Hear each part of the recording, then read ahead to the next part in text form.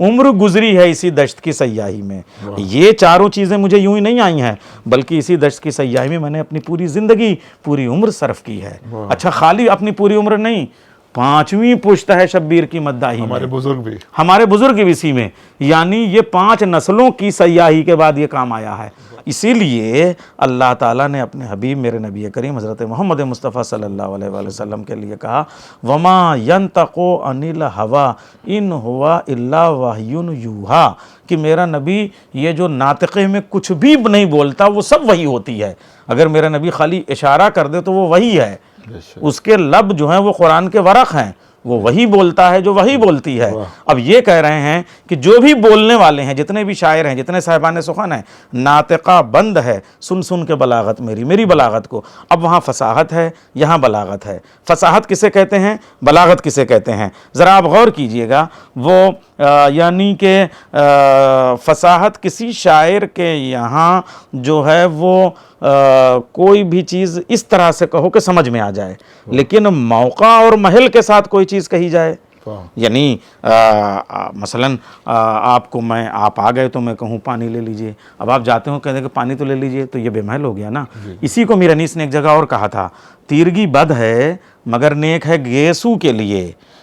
تیرگی بد ہے مگر نیک ہے گیسو کے لیے، ہے کجی عیب مگر حسن ہے ابرو کے لیے، زیب ہے خالصیہ عارض گلرو کے لیے، سرما زیبا ہے فقط نرگس جادو کے لیے، دانا داں کس کہ فصاحت بکلام دارد، ہر سخن موقع و ہر نقطہ مقام دارد. پھر وہ کہتے ہیں رنگ اڑتے ہیں وہ رنگی ہے عبارت میری. اب اس میں بھی دیکھیے میں کہہ رہا ہوں کہ میر انیس کے ہاں ہر لفظ کے پیچھے ایک ہی لفظ کے کئی معنی ہوتے ہیں. رنگ اڑتے ہیں وہ رنگی ہیں طبیعت، اس کو کیا سمجھ رہے ہیں آپ؟ رنگ اڑتے ہیں وہ میری طبیعت جن رنگوں سے رنگین ہوئی ہے وہ رنگ جامد نہیں ہیں جو کینوس پہ اتارے جاتے ہیں، بلکہ وہ رنگ اڑ رہے ہیں اور اس طرح اڑ رہے ہیں کہ چمن میں خوشبو بن کے پھولوں کو تازگی عطا کر رہے ہیں اور وہ نئی بہاروں سے انہیں آشنا کر رہے ہیں. رنگ اڑتے ہیں وہ رنگی ہے طبیعت میری. اچھا میری طبیعت میں وہ رنگ ہیں کہ سننے والوں کے چہرے کا رنگ اڑ جاتا ہے. تو آپ دیکھیے کہ بیک وقت جو ہے وہ کئی معنی، کئی ڈائمنشنز، کئی ابعاد، کئی جہات، کئی زاویے، کئی پہلو، کئی جانے معنی ایک مصرے میں ایک لفظ میں میر انیس رکھتے ہیں. وہ شور جس کا ہے وہ دریا ہے طبیعت میری. یہ شور کس کا ہے؟ وہ جو نمک پہلے مصرے سے شروع ہوا تھا وہ شور پہ آ کے مکمل ہو رہا ہے. نمک ہی کا دوسرا نام شور ہے اور اسی سے بنا ہے شوربہ.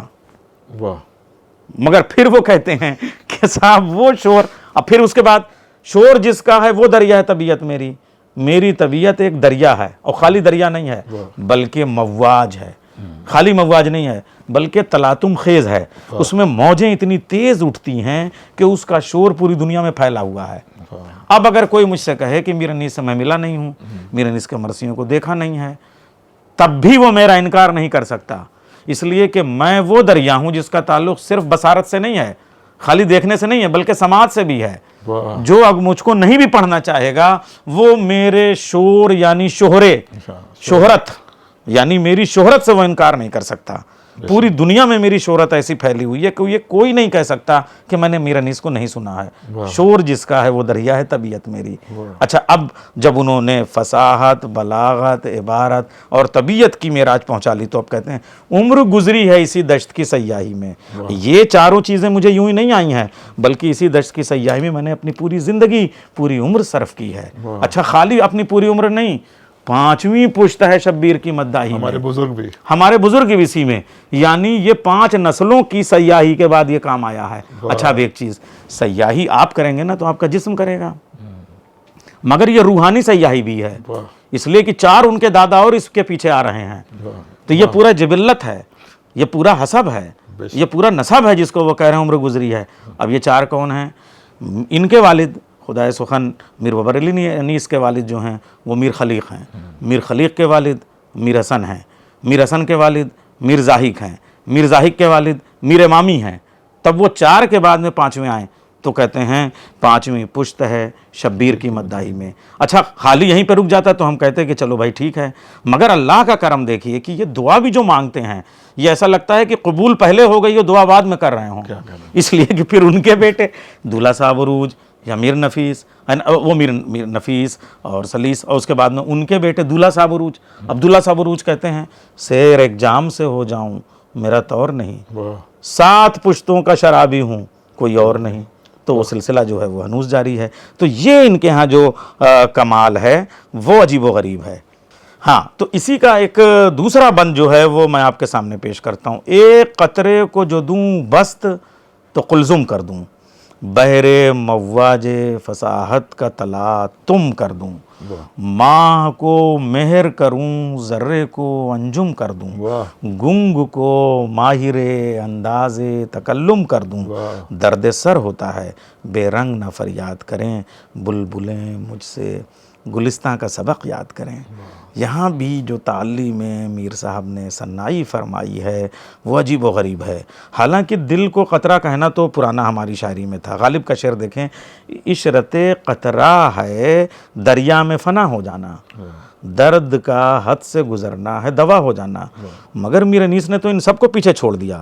وہ کہہ رہے ہیں کہ ایک قطرے کو جو دوں بست تو قلزم کر دوں. بست مانے کھولنا، پھیلانا. ایک قطرے کو میں پھیلاؤں گا اسے سمندر بنا دوں گا. یعنی تم ایک بوند لے کے آؤ گے، میں اسے سمندر بنا کے واپس کروں گا، لے جاؤ. یعنی یہ میری سخاوت اور یہ میری کریمی کہ تم ایک قطرہ لاؤ گے اسے سمندر بنانے کا کام میرا ہے. بحر مواج فصاحت کا تلا تم کر دوں، اور صرف سمندر نہیں کروں گا بلکہ اس میں طغیانیوں کی ایک پوری لہروں کی ایک ترتیب قائم کر دوں گا. یعنی سمندر میں ایک لہر اٹھ رہی ہے، ایک لہر گر رہی ہے. بحر مواج، اور وہ بھی فصاحت کے ساتھ، اس میں کہیں جو ہے وہ کوئی یعنی بھدا پن نہیں ہوگا. بحر مواج فصاحت کا تلا تم کر دوں، پرفیکشن کے ساتھ. ماہ کو مہر کروں، اور میں چاند کو سورج. اب آپ دیکھیے ماہ کو مہر کرنا. ابو ذر صاحب، آج آپ سوشل میڈیا کے زمانے میں اور سائنس میں جب انسان جو ہے وہ مارس پہ مریخ پہ پہنچ چکا ہے تب آپ کی بات کر رہے ہیں. 200 سال پہلے تو لوگ چاند اور سورج کو برابر ہی سمجھتے تھے کہ جیسے رات میں چاند نکلتا ہے ویسے ہی دن میں سورج ہوتا ہے. لیکن یہ کہہ رہے ہیں ماہ کو مہر کروں. یہ 200 سال پہلے جانتے تھے کہ چاند سورج کے مقابلے میں ایک ذرہ ہے، میں اسے سورج بناؤں گا. یہ دیکھیں کتنا سائنٹیفک اپروچ کا مصرع ہے. پھر اگلا ٹکڑا اور قیامت کا، ذرے کو انجم کر دوں اور اس ذرے کو میں ستارہ بنا دوں گا. یعنی ذرے کو ستارہ بنانے کا عمل یہ بھی میر انیس کا سائنٹیفک کام ہے. گنگ کو ماہر انداز تکلم کر دوں. کوئی گونگا بھی آئے گا تو ماہر خطابت بنا دوں گا اور اس کو خطیب بنا دوں گا. لیکن اب یہ ان بلبلوں سے کہہ دو، یعنی ان شاعروں سے مخاطب ہیں استعارے میں، اور کہ ان سے کہہ دو کہ یہ جو اپنی شاعری میرے سامنے لا کے سناتے ہیں، آپ مجھے بتائیے کہ جو انسان ایک گونگے کو ماہر خطیب بنانے کی صلاحیت رکھتا ہو، وہ بے رنگ فریادوں سے اس کے سر میں درد نہیں ہونے لگے گا؟ بے رنگ فریاد کیوں؟ اس لیے کہ ان کی بے رنگ فریاد یوں ہے کہ جو بلبلیں چیخ رہی ہیں یہ اپنے گل کی محبت میں اس کا حسن اپنی فریادوں میں ڈھال نہیں پا رہی ہیں. اور ایک میں ہوں کہ اپنے محبوب یعنی جو کربلا کی جمالیات ہے وہ اپنے بہن میں بھی میں ڈھال لیتا ہوں، اپنے مرثیے بھی میں ڈھال لیتا ہوں. بلبلیں مجھ سے گلستان کا سبق یاد کریں. ان بلبلوں سے کہہ دو کہ چمن میں کیسے گریہ کیا جاتا ہے، یہ سبق مجھ سے پڑھیں. ایک بات، جب ہم مدرسے میں پڑھتے تھے تو ایک کتاب پڑھائی جاتی تھی گلستان، ایک کتاب پڑھائی جاتی تھی بوستان، اور اسی کے وزن سے میں نے اپنے گھر کا نام رکھا ہے دبستان. تو دبستان میں پڑھائی جاتی تھی. تو وہ کہہ رہے ہیں بلبلیں مجھ سے گلستان کا، اس زمانے میں بھی درس نظامی میں یہ کتاب پڑھائی جاتی تھی گلستان سعدی. تو وہ کہہ رہے ہیں گلستان کا سبق مجھ سے یاد کریں، آؤ میرے پاس، تب میں بتاؤں گا کہ عشق کا اظہار کس طرح کیا جاتا ہے، کس طریقے سے بیان کیا جاتا ہے، کس طریقے سے محبوب کی محبت کا اظہار کیا جاتا ہے. تو حالانکہ غالب نے بھی کہا تھا ہوں گرمیے نشاط تصور سے نغمہ سنج، میں عندلیب گلشن نا آفریدہ ہوں.